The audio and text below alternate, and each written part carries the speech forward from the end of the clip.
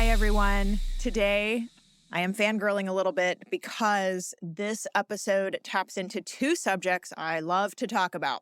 The first, you know already, if you know anything about me, that's the business side of the arts and how to run our arts organizations like a business. But the second subject is kind of a well-kept secret of mine that I now cannot keep a secret any longer. And that is that deep inside, I am a huge Trekkie. Yes, I was raised on Star Trek, and today's guest is Susan Bay Nimoy, who is a model board member at several arts organizations, both performing and visual, which we will get into, of course, in this episode. And she is also the wife of the late actor Leonard Nimoy. I don't know about you, but like I said, I was raised on Star Trek. Like, so many memories are sitting in my living room growing up, from being a little girl all the way through teenage years and watching the show. So when I learned that Susan Bay Nimoy is a very active board member and philanthropist at multiple arts organizations, I was so eager to talk to her. And that conversation happened. So you will hear today her share that Leonard's first love, in fact, was theater. Yes, he did TV and movies, as she says, for the paycheck, but he really loved theater. And she doesn't shy away from talking about that or talking about him. And that is right in tandem with how much effusive joy she brings as she talks about her own work. It's really contagious, I think. To give the overview, we will cover Susan's role serving on boards at several different arts institutions, including performing arts and visual arts alike, like I said. She talks about the Hammer Museum, which is a contemporary art museum in Los Angeles that in 2023 finished a huge $90 million expansion. So we'll hear about that. She also shares how she became the lead donor, the namesake donor of a new theater in LA called the Nimoy. And that is part of the Center for the Art of Performance at UCLA. And also you'll hear her talk about her role as a major donor at the Griffith Observatory. But I'll share more about all that when I do her proper introduction. For now, the overview of today is that you will hear us talk about major gift asks a lot, and including relationship building, how that takes time to do that well, and what the process is for her that compels her to give so generously to these different institutions. And I want to mention the free resource for the episode on this topic. It is the Major Donor Fast Track Guide. If you are in a top leadership role like executive director or artistic director or responsible for fundraising, either as a staff member or board member like Susan Bay Nimoy in this episode, this Major Donor Fast Track Guide gives a lot of the tips for you to develop relationships and bring in those major gifts you need to fund your mission. So I'm going to share more about my own major gifts learning journey at the end of this episode and how you can get that download too, but flagging it for you now here. So back to the agenda here, Susan also talks about making it easy for the customer, whether that's parking or traveling to the venue or buying online. And I have to say out of the gate here how much I love that we get to hear a board member who is very in tune with customer needs. You will hear her self-describe as 80 years old and saying these things, which I think is such a great representation of our patrons and somebody who just identifies so well with the customer profile of our attendees. And as we wrap up this intro here, I came away from this conversation thinking two main things I want to share with you. One, I mentioned Susan Bay Nimoy is in so many ways a model donor and board member. I learned, and you will learn as well when you listen, that she doesn't just write big checks. She brings her network and her friends along with her. You will hear her talk about this. It's fantastic. This is exemplary board behavior. Yes, of course, we are grateful for the generosity of our board members, and also we need their network and being able to bring that network into our organizations. That is just as important, in my opinion. So sidebar, there is a whole episode on this topic if you want more on responsibilities of a board member. This is literally episode number 1. It's that important. Season 1, episode 1. So you can look that up. It's called How to Fire a Board Member. But really, it's about not firing them and recruiting them and getting it right in the first place so that we don't have to go down the path of unhappiness with a board member. So, okay, that's the first thing, model donor, model board member. The second big takeaway for me was no matter if you work at a museum in visual arts, contemporary art, or in performance art, music theater, or an institution focusing on education or science, or if you work at a venue housing any of these disciplines, Susan bounces between all of these disciplines, genres, the things she cares about effortlessly. And I say that to her eventually in the interview. She just comes across as effortless in blending artistic disciplines in the most wonderful way. So here we go. Welcome to Season 3, Episode 4 with Susan Bay Nimoy. I'm Aubrey Bergauer, and welcome to my podcast. I'm known in the arts world for being customer-centric, data-obsessed, and for growing revenue. The arts are my vehicle to make the change I want to see in this world, like creating places of belonging, pursuing gender and racial equality, developing high-performing teams and leaders, and leveraging technology to elevate our work. I've been called the Steve Jobs of classical music and the Sheryl Sandberg of the symphony. I've held offstage roles managing millions of dollars in revenue at major institutions, and as chief executive of an orchestra where we doubled the size of the audience and nearly quadrupled the donor base. And now I'm here to help you achieve that same kind of success. In this podcast, we are sorting through the data inside and outside the arts, applying those findings to our work, leading out with our values, and bringing in some expert voices along the way, all to build the vibrant future we know is possible for our institutions and for ourselves as offstage administrators and leaders.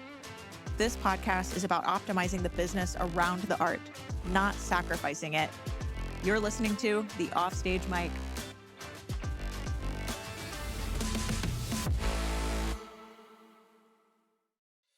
Have you read CoreStorm's new State of the Arts report yet? It's a data-driven resource for all things arts education in the past year. This one is for all the executive directors of nonprofit arts organizations, teaching artists, and other leaders in the arts and culture community. Imagine tapping into more than 10 years of exclusive class registration data to uncover invaluable insights for your organization. CoreStorm has done the legwork so you can make informed decisions. Things like what day and time is best to hold your class, when do most people register, and which digital marketing channel is most effective. Discover the successes and strategies of arts education programs that not only weathered the pandemic storm, but are thriving. Yes, you heard that right, thriving. I love that the State of the Arts report shares exclusive data from the top class registration software company, CoreStorm. I got to see trends discovered from CoreStorm's analysis of more than 1 million class registrations, and you'll want to see them too. So if you're ready to elevate your education program, don't miss out on the State of the Arts report. Visit corestorm.com/SOAR. That's /SOAR, like the acronym for State of the Arts, and download the free report today. And we're back. Today on Top Tunes, the music production... Is it just me, or does this sound terrible? Wait, I think I heard of someone who might be able to help us. There's this company called Novo Music. They provide across-the-board audio solutions, from recording repair to audio editing to original music and sound design and beyond. Well, what are we waiting for? Today on Top Tunes, the music... Now that's better. Novo Music, conducting your creative vision. Find out more at novomusic.co. Again, today's guest is Susan Bay Nimoy, and to properly introduce her, she is the former chair of the Institute for the Study of Women and Men, which is a gender studies institute at USC, University of Southern California. She is the former co-chair of the Environmental Leadership Forum of the California League of Conservation Voters. She's a former board member of the Directors Guild of America. She is a former trustee on the board of the Museum of Contemporary Art in Los Angeles. She is also a television and regional theater director. She's producer as well of documentaries on the history of Mother Jones and artists Liza Liu and Twyla Tharp. Susan Nimoy has produced a short film called Eve, which screened at Sundance Film Festival, and she briefly mentions it at one point in our interview. She's currently serving on the board of advisors at the Hammer Museum, Symphony Space in New York, and the Griffith Observatory. You will hear her talk about all of those organizations in our conversation today. She recently endowed the Nimoy Theater in Los Angeles as part of UCLA's Center for the Art of Performance, or CAP as she and others refer to it. That venue just opened last September. Susan, with all of this, wow, welcome and thank you for being here. I'm happy to be here. So I want to dive in and talk about, how did you originally get involved with nonprofit arts work? The list is long of organizations you've served, really amazing. And eventually you came to these organizations in LA that you're very close with. So can you just kind of walk us through, how did you originally get involved with nonprofit arts work? And then specifically what led you to joining the board at those organizations? Well, as with almost everything else, I think it's people who reach out to you for one reason or another. In the case of the Hammer Museum, I had served as vice chair at the Museum of Contemporary Art in Los Angeles. And I stepped off the board and I took a break. I wasn't happy with what was happening at MoCA, and so I stepped off the board. And in that time, those 3 or 4 years, I became interested in the Hammer Museum. I came in and I looked around, and then I met Annie Philbin, and the rest is history. Annie is one of the most dynamic, thoughtful, creative leaders I've ever encountered. And we became friends. And as I've observed, the best recruiters give you time. They don't immediately demand that you turn over several $100,000 a year or whatever. They get to know you and you get to know them. And then all of a sudden, or not all of a sudden, over time, you want to be affiliated with the organization. So I joined the board of overseers at the Hammer. I must say, after 25 years of Annie's leadership, it's going to be hard to find someone to follow in her footsteps. But it was my honor and privilege to be able to support the Hammer in the way that I did and do. But it all comes down to the leadership. My takeaway from that engagement is my education in the world of contemporary art. Because once you join or ask to join a board like I did, there's all these amazing trips you take. You have access to curators. You can ask silly questions, dumb questions, any kind of question to try to find entree into the world of contemporary art. So I was privileged to have that. And then after several years on the board, I met Christy Edmonds and fell in love with another strong visionary. And she was then the artistic and executive director of the Center for the Art of Performance. And she's now heads Mass MoCA in North Adams. She just was amazing. Took 4 years for us to develop our relationship. I did a film which got into Sundance, and she came and stayed with me and helped me through the process. And then she said, I have a dream. And I said, what's the dream? And she said, there's this theater on Westwood Boulevard called The Crest, which has been dark for several years, and I want to turn it into a legitimate theater. That will be CAP's new location, because there's Royce Hall, there's the Ace downtown, and this will be a significant presence for CAP. So we talked about it. It was an ask that was substantial, but over time, I began to feel very connected to the idea because Leonard's most successful film, 3 Men and a Baby, premiered there. And it was a huge success for him. Beschert is what my people would say. It just seemed like a continuation of Leonard's commitment to the arts. So he had passed, obviously, but I said, okay. So that took 4 years, 5 years for that to become a reality. I had to raise a lot of money from my funders, and she raised a lot of money, and bada boom, the Nimoy was born, and it opened in September. So it's all about relationships, the history of our giving.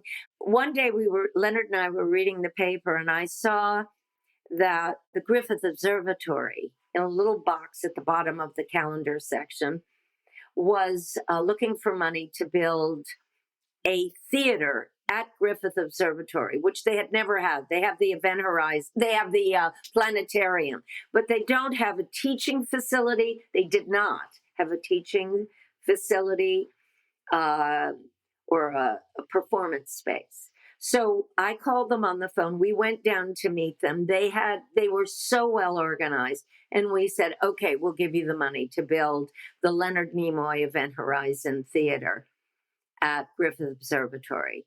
And it flourishes. They have lectures. They have book talks. It's a wonderful addition to the life of the Griffith Observatory, that whole thing. So it comes from different places, but these individuals and these institutions that we funded are very professional. They do it all right. They have the money, or most of it. And it fits into what we want to do. We gave money to build the Bay Nimoy Early Childhood Center at a temple that my cousin, the rabbi, was running. And it has become one of the most important childcare centers in Los Angeles. It's a great, great thing. Lots of people that we've met along the way sent their kids and grandkids to. So it's diverse, but it's a living thing, I think I want to say. It's a living thing. It's not, it keeps on giving these gifts we give. You are touching on so many things that I want to follow that thread and that thread, just things that I really champion. So to echo some of this back, obviously relationships was a huge one. You said something I talk about all the time, which is just that it takes time. And so often in the arts, we have such pressure or desire to go for the next ask too much too soon. And a big part of my work is saying, no. It's a strategy to build these things over time. So so much of what you're saying, I really appreciate. And just the breadth of how many different projects and organizations you've supported is really amazing. I don't just write a check and walk away. I make a personal commitment. When I chair these organizations, not only do I give to them personally, but I recruit people to give to them because I believe they make life better for so many people, especially artists. So I reach out to my community. They did a feminist show at MoCA. Connie Butler, who was chief curator at the Hammer, now runs PS1, said, this is going to cost $2 million to really do it right. So I went, how do you divide 5,000 into 2 million? I don't know. That's as many people as I went to get $5,000. And people would see me coming at them and would do this to me. But the point was, it was essential to me as a feminist, as a supporter of women artists initially, to raise the money for the thing I believed in. So it's not, I just write a check, but I become an advocate for that which I raise money for. And that's been consistent throughout everything that we do. The same is true of Symphony Space in New York City. I can't think of the name of it, but it's at Symphony Space. And I then reach out like I did recently, and I said, there's this wonderful musical piece about Gerhard Munch, the artist. And it's a piece I saw in New York. And I said, God, this would be beautiful in the Nimoy. So then I start gathering people together to make that a reality. I try to make things happen that I believe in. That's how I advocate. Yeah, I love that definition. Not every funder actualizes the gift beyond writing a check. Not every funder wants to do that. Lots of funders want to do it anonymously, which I totally respect. But I feel it's important to lend the name to make other people step up if they can. So it's the organization, the leadership in the organization, the things that seem to reflect our giving program. I get curious and I reach out. But most of the time, it takes a long time for me to step up and give big where it makes a difference. Yeah. What you're saying completely aligns with the research on, to summarize, it's and for everybody listening, it's this idea that from local to nationally, people give when it aligns with their values. And I feel like, not to put words in your mouth, but that's a lot of what you're saying when you feel this alignment, and then you're all in, and it's not just the check, as you said. Art can change the way you see the world. It can give you a window into your own humanity. It can move you, it can connect you emotionally to so many things. Now more than ever, do we need theater and art to help us understand what it is to be a human being. And politics is important. All of these other things and the health of children and so forth, it's all important. We give to that. But to walk into a theater and have a transformative experience is something that has always moved us. Leonard did movies all the time to make the money to enable him to do theater. It was very primal for him. Because, in theater, you don't make the big bucks, but in television and movies, you do. So theater was organic to him. He was an acting teacher. So together, in terms of art support and theater support, it just felt natural to us to be present and to make that a part of our giving. I love it. I'm switching gears a little here now. My book is called Run It Like a Business. So the question is, have you ever said or thought about a nonprofit, we need to run this place like a business? Absolutely, all the time. In fact, I was talking to Fred Frumberg, who's the chief programmer at CAP, and I said, what's your feedback from the audience? They do give. They either send an email or hand it out. What are you interested in seeing? What moves you? It's engagement with the community to get them feel like, to awaken them to feel connected and not responsible, but part of the community that keeps that entity alive. We're nothing without an audience. I subscribe to that 100%. So it's not that you cater to an audience, but you're sensitive to what they want. And the diversity brings in whole communities. Every single performance at the Nimoy, for example, is Ethiopian, Hispanic, Spanish, Greek. It's all different. So we have to reach out to the community. We don't have subscription. You have to get people to come. Made in LA at the Hammer comes from artists from South Central Los Angeles.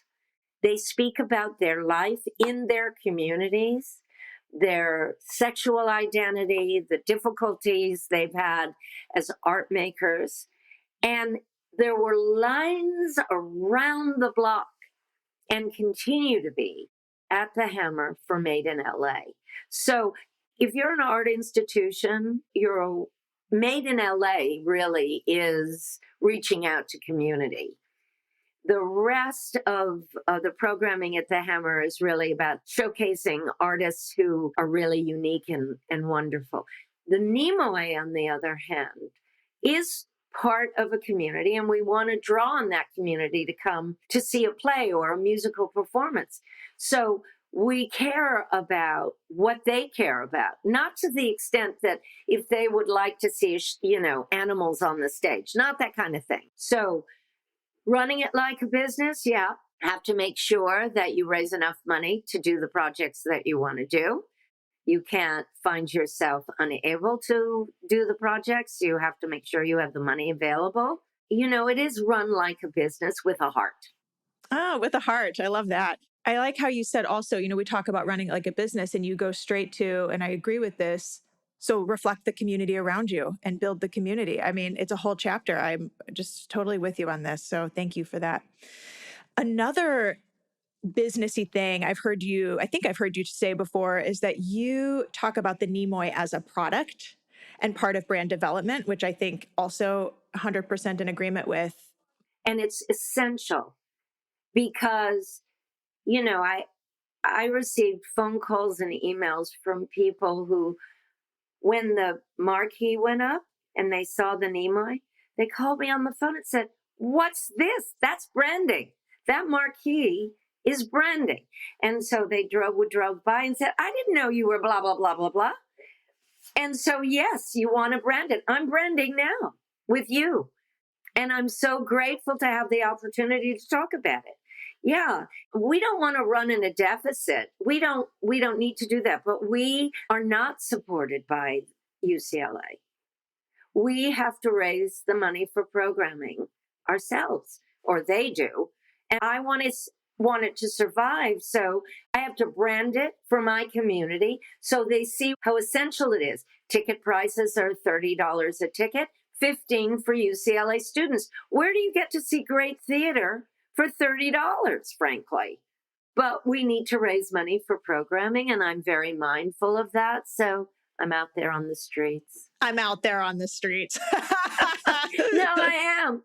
You know, as I say, people go like this when I start talking to them. For everybody who's listening and can't see this, she's making an X. Like, they're like, "No way, Jose." Like, yeah. Oh my gosh. Yeah. It's too funny. It's too funny. Okay. So now where I want to go with all of this, we talked about the strength of the product and how that relates to brand development. Now talking about a challenge of the industry, we do have a strong product. I think that's our biggest asset as an industry whole. We just, no matter if it's visual art, performance art, just generally speaking, the quality of the product is so high. But how do we get people into the theater, into the museum? So how do you think about this challenge from the perspective of all your various board roles, leadership roles, the building audiences? Well, I'm trying to go out to a diverse community. By that, I mean Women in Philanthropy is a growing organization in Los Angeles. Angela Nazarian created it. And so I said to her, "Could you use the Nimoy for your gathering of all these women who support the arts?" And so I'm going out. It's not just a performance space. It's a place where lots of things can happen. I reached out to David Byrne, the wonderful eccentric artist friend in New York. And I said, "When you're mounting your show, would you like to use the Nimoy to create that show?" Yes, of course, they would have to pay because nothing really, there's people and staff. But I can offer you this space where it might be hard for you to find that space for the same price in New York City. I said to my son, who's chairman and CEO of Warner Music, I said, "You must have artists who need to try out new music. Why don't you we'll charge, they'll get paid. Why don't you book one of your new and emerging artist performers in the Nimoy?" So the Nimoy becomes a living space for artists and for gatherings. So I'm thinking about how the Nimoy can be used for other things other than just performance. I think that's a really important and astute and savvy approach, because I think too often we sort of revere our spaces too far. It's a living, breathing organism, and it has to be multidisciplinary. The people engaged with the institution need to be thinking about how many ways. It's like, what's that thing my grandson plays with? It's a plastic thing, and it's a city. He can build it in all these different colors and shapes. And it's sort of, I was thinking about it the other day, how many different ways you can conceive an institution to be useful. At the Hammer, we donated the funds to build out a space called the Bay Nimoy Studio. And I said to Annie Philbin, "What does that mean?" It's 2,700 square feet. It's been a wedding site. It hosted a fabulous reception for the opening of the Nimoy. It's a dance rehearsal space.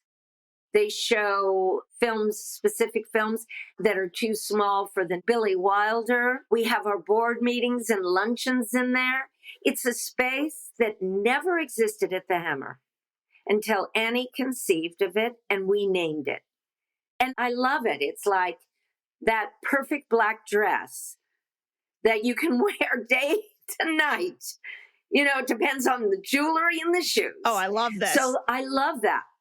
I love that as a possibility. It's very exciting. I love black dress, fashion analogy. I'm with you all day long. And I also you're so natural, Susan, at blending the different organizations you support. Let's do the reception for the opening of the Nimoy at the space at the Hammer. And just I feel like you effortlessly make these connections, I have to say.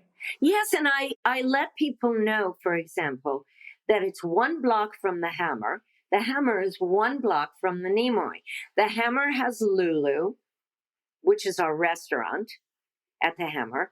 And because of the Nimoy Theater, all the Persian restaurants, Japanese restaurants, American restaurants, which were on the verge of going out of business, now are excited because people want to have something to eat.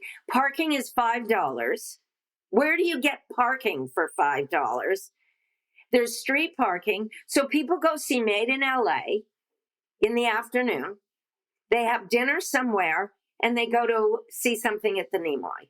So the Nimoy staff, they're all working together. We're all under the aegis of UCLA. And we know people are not going to the theater as frequently as they used to pre-COVID. So we make it easy for them to come. That's what's important. When I think of going downtown to the music center, I'm not driving at 80 years old. I'm not driving downtown. So I need to figure out, and also not taking other forms of transportation. So I have to figure that out. And, you leave at 4:30, you have an early bite, and it takes forever to get there. But once you get there, you're so glad you made the effort. But now we have the Ace Theater downtown under cap, which we've had for a year or two. And we have Roy's, which is very special. And then we have the Nimoy. So we're making it really easy for people to get there. It's so smart. There's research it's a Yale professor, Zoe Chance, and she talks about the easier you make something to do for a consumer, the more they will do it, which to say it out loud sounds very obvious, but at arts organizations, we don't often have conversations about how do we make this easier for the patron, for the customer. So everything you're saying is so spot on. Well, the Hammer, for example, it's a vivid picture of what you've just said, is they print out everything that's going on in the Billy Wilder, and then you can go online and see it all. Going online has changed our lives in terms of fashion. You and I love fashion. In terms of fashion, all the brands use online as a shop. Online shopping has saved us in gas, easy to get and return. So that's the model that everything has. And, UCLA, medical, they all do it online. So yes, you have to do that. Otherwise, you're wasting paper. Oh, Susan, you are so savvy. I could talk to you all day. I have just 2 more questions, if I may. In the lobby of the Nimoy, there is a sign that says, "Live long and prosper." And it's, of course, an homage to your late husband, Leonard. But the message is that this theater is a place where the arts can live long and prosper. And yeah, what's the story behind that? Can you just share with us how the sign came to be? And this was Live Long. This is the Star Trek Live Long and Prosper, and it comes from a Hebraic tradition. The translation, I don't know, but Leonard was Jewish. He was raised in an Orthodox home. He would see the rabbis doing this at temple. She's making the Spock hands, everybody. Yeah. Yeah, the high holiday. And the interpretation of this is Live Long and Prosper. It's a greeting. Spock did it with this queen of some foreign land when he greeted her. It's in Jewish tradition, and he used it in Star Trek. You say, "Hello, Aubrey, live long and prosper." "Goodbye, Aubrey, live long and prosper." And did you know they were going to... I asked for it. Oh, you knew they were going to make the sign. You asked for it. Oh, amazing. Okay. I said, I want a picture of Leonard in the theater, or Maybe house Live Long and Prosper. And they love the idea. They have to go through a lot of channels to get permission, blah, blah, blah. And then they put it right there inside. So as you enter and as you leave. And it's an admonition to everyone who comes to have a moment. Live long and prosper. And then last question, continuing on this topic. For the arts to live long and prosper, what's that future vision in your mind? If you could just paint the picture, the arts are living long, prospering, however many years in the future. If I can just invite you to pontificate a little. Well, you know, there's a economic factor in it, obviously. For me, the arts are a church or a temple or a mosque. It's where you go to refuel your soul. Without art and theater, music and dance, we would be deprived of something that makes us happy to be alive, wanting to connect with each other. It's fundamental to me. When I think of my grandchildren and I think about people whose children are sick and they need help, St. Jude is free. You bring your child there and they help your child. So yes, of course, medical things are really critically important, but I grew up immersed in the arts. And as an adult, that's the fountain I drink from. I buy art. I live surrounded by it. I go to the theater and see all kinds of things. And I'm trying in my small way to bring that satisfaction out and ask people, it's a meal, come taste it. You know, there are many ethnicities, many flavors. You know, come because you'll be happy you did. That's the point. I love it. If that's not a vision for the future of the arts, I don't know what is. Wouldn't you be sad if you didn't have music to hear in person? Susan Bay Nimoy. It's my pleasure, and I'm so grateful to you for wanting to talk about these things with me. Amazing. Thank you. You're most welcome. Thank you. I hope you all enjoyed that conversation with Susan Bay Nimoy as much as I did. She really is an exemplary model, major donor, and board member in so many ways. But I think if I'm being honest here, I would not have always recognized that. When I first became an executive director, I did not know a lot about how to best cultivate and ask for major gifts. And especially, I did not know exactly what to say when I was going for those gifts.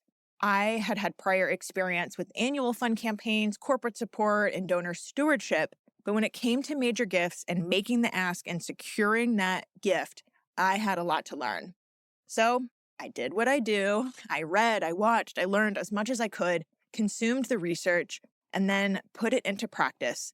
And I went on, I'm happy to say, to secure many six-figure gifts and then eventually my first few seven-figure gifts as well.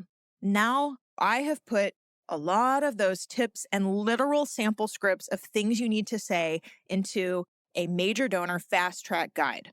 So you also can experience the financial freedom, security, and joy that comes when you are able to align with a donor to support your work in a significant way. So it's for you, free right here. Download my major donor fast track guide. Visit my website, aubreybergauer.com/25. That's number 25 for episode 25. And get in the fast track for more major gifts right now. That's all for today, folks. Thanks so much for listening. And if you like what you heard here, hit that button to follow or subscribe to this podcast. If you're new, welcome. I am so glad you made it. And if you've been listening for a while, I love so much that you are getting value from this. So if that's you, please take just 2 seconds to leave a quick one-tap rating. Full-on review isn't even required if you're short on time. To all of you, once more, thanks again. I'll see you next time right here on the Offstage Mic. The Offstage Mic was produced by me, Aubrey Bergauer, and edited by Novo Music, an audio production company of all women audio engineers and musicians. Additional podcast support comes from the Changing the Narrative team and social media brand management by Classical Content. This is a production of Changing the Narrative.